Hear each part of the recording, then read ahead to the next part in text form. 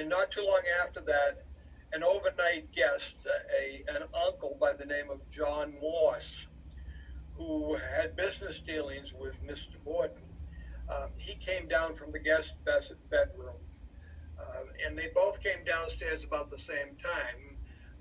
And you've got a picture that in this particular house, there were two sets of stairs. One that went up to the front part of the home, where the guest bedroom and Lizzie's bedroom and Emma's bedroom, that would be Lizzie's sister, those were located in the front part of the house. The back part of the house had another stairway that went up to Mr. and Mrs. Borden's, um, like a suite. They had a bedroom and a dressing room, and then the stairs continued and went up to the third floor, and that is where the bedroom of the domestic servant, Bridget Sullivan, was located. Um, the bedrooms on the front part of the house and the bedrooms on the back part of the house were not readily accessible. They were locked. There was a locked door between them. They were locked on both sides with a clasp lock, so you couldn't go from Lizzie's bedroom into the Mr. and Mrs. Borden's bedroom. Um, that door was latched on both sides, so they didn't use that to go back and forth. If you were in the front part of the house, you went use the front stairway. If you were in the back, you used the back stairway. So, and those two people came down at approximately the same time, but on different stairways, and they said they never saw each other, which is kind of suspicious because the downstairs is only 4 rooms that are all interconnected, and not that much space. But some say Mr. Borden came down next, and then others say that Mrs. Borden, but they all arrived downstairs and had breakfast at 7:15, and that included Uncle John Moss, Mrs. Borden, Mr. Borden, and they were served by the domestic servant, Bridget Sullivan. Lizzie did not come from her bedroom until after 9 o'clock, and at that time her father and Uncle John Morse had already departed the premises, and so the 3 people that were there were the domestic servant Bridget Sullivan, Lizzie Borden, and the stepmother, that would be Abby Borden.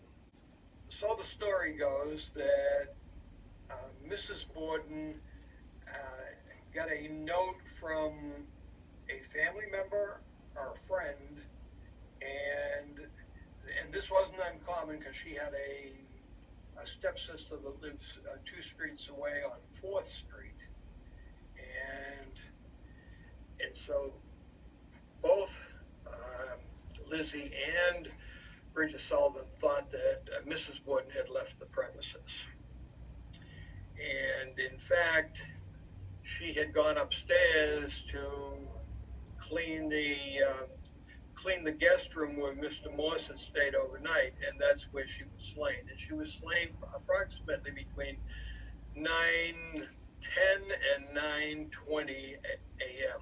in the morning, and the body was not discovered until about noontime. Wow. Mr. Borden went downtown. Mr. Borden, in today's dollars, was worth somewhere between 10 and 15 million dollars. He had all kinds of property holdings. He was president of several banks. He was president of several mills. Now you got to remember, at that time, Fall River was called Spindletown. There were over 130 mills in the town that made fabric and all kinds of linen and other types of cloth material. He was on the board of directors of several of those mills. He was president of a couple of those mills. He had properties downtown, rental properties that he owned that were rented to different businesses. So in those days, at the time of his death, they estimated his net worth to be $500,000, and that would equate to be somewhere between $10 and $15 million in today's dollars. So by by Wow. today's standards, he was a wealthy man. Wow. And because of his wealth and the fact that when he passed, his wealth went to his two daughters.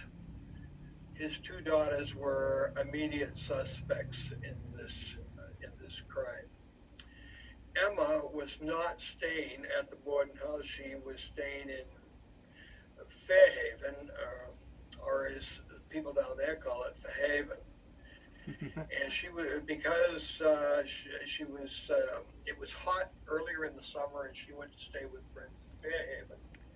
And people look at a map and say, well, gee, she could have very easily come back and been involved and then gone back to Fairhaven. Well, in today's day, yes, that's true, because Fairhaven and Fall River are not that far away from each other. Back in those days, um, you've got to realize there was either a walk or a horse-drawn, or you could take a train from Fairhaven to up to Taunton, and then take the next train down to Fall River. So it wouldn't have been easy for her to get back and forth from the crime scene. So as a result, Emma was sort of discounted as not being a possible suspect. And that left two people at the scene, one being Lizzie Borden and one being Bridget Sullivan. And they became the prime suspects. And soon, Lizzie became the only suspect within a few hours. Wow. Now you had some preliminary information going into this, but what was the most shocking information you found when researching the murders of Abby and Andrew Borden? Well, the most interesting thing that I found is that you hear this tale that Lizzie tried to buy poison the day before, and in fact, they had a witness that was going to testify that she came into a local pharmacy and tried to buy a poison called prussic acid, and this is one of the reasons that she was a prime suspect. However, if you read the story behind the prussic acid, the pharmacist who someone came in to buy prussic acid, and the reason they wanted this prussic acid was for an insect infestation, and the person was going to buy 10 cents worth of it. He did not know who this person was, and when he was interviewed by the police department that night, the night of the murders, they said, gee, someone came here to buy poison yesterday? And he said, yes. And they said, do you know who he was? Who the person was? He said, no. Could you identify her? He said, maybe. So they took him to the Borden house at 8 o'clock at night. We've got to remember, this is in the middle of the beginning of August, no daylight savings time. So it was relatively dark at 8 o'clock at night. And said, is that the person? And he said, it could be. And so he listened to her voice and said, it might be. And when it went to the inquiry, by the time it went to an inquiry a week later, he said that he could identify the person, that it was Lizzie Borden. And then it went to the preliminary hearing in late August, early September, and he positively identified her at that time. But when it came time for the trial the following June, his information was disallowed because she was not charged with murder by poison. She was charged with murder by means of a blunt object, and so the court, the judges, there were three judges presiding, they would not let the poison aspect be introduced. But still, people to this day say, "Oh, she tried to buy poison," and there's no evidence that she tried to buy poison. There is evidence that she was sick that day and never left the house. And that evidence was given by Mrs. Borden to the doctor, Bowen, who lived directly across across the street.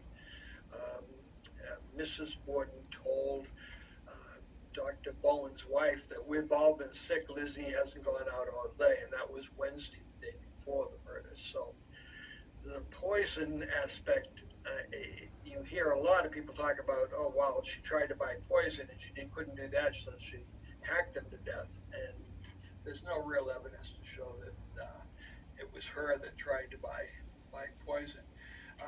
The interesting thing that I found is that Uncle John, because he stayed there the night before, was considered a suspect, and they checked his alibi out. And when Officer William Medley went to the witness that John Moss said that could collaborate where his was, there was a time difference that couldn't be accounted for. Wow. And that's what led me to believe that Uncle John Moss was involved and was probably responsible for both of the murders. In further investigation, his occupation was he was a butcher, and a butcher back then in 1892 was not the same as going to Stop and Shop or Trukey's or someplace like that. A butcher back then, you would ask a butcher to take care of an animal that you wanted to use for consumption, and the butcher would dispatch the animal. And these two people, Mr. and Mrs. Borden, were butchered, basically. That's how you would kill a domestic animal, by hitting them where they were struck. And Uncle John carried a butcher's cleaver, which is that is what a butcher uses to slaughter a domestic animal. And I believe that's what he did to Mr. and Mrs. Borden. Wow. As gruesome as it sounds. Right. And now it was my story. Now it was Sticking to it. yeah. And it was a popular rhyme. I think you mentioned it earlier, and it was popular when I was a kid, and it's still popular today. Lizzie Borden took an axe, gave her mother 40 whacks. When she saw what she had done, she gave her father 41. Does this rhyme play into any kind of the media hype or the hype surrounding the crime? Did it have a real lasting effect on whether the public eye saw Lizzie Borden as guilty? Well, there are still people who, you'd be surprised how many people know that poem. And of course, the poem is totally inaccurate. Yep. Mrs. Borden was not Lizzie's mother. She was her stepmother. It was not 40 whacks, it was 18. And when she saw what she had done, she gave her father 41. That's not true either. It's either 10 or 11, depending on who looks at the official autopsy. Now, the initial autopsy was done, as I told you, in the living room. On the afternoon of the murders, there were 8 doctors there. Anybody who was in town, including the mayor, because the mayor happened to be a physician. Wow. And he was in on the autopsies. And somebody said nobody could have done this to 2 people without. There should have been defensive wounds or something like that. Maybe they were poisoned first. And so as a result of that comment, the stomachs of both victims were removed on the afternoon of the 4th of August, put in sealed jars, and shipped by train into Boston, where a pathologist at Harvard Medical examined the 2 stomachs for poison. Wow. And he found none, but he did find that both parties had the same material for their last meal, which we assume would be breakfast. But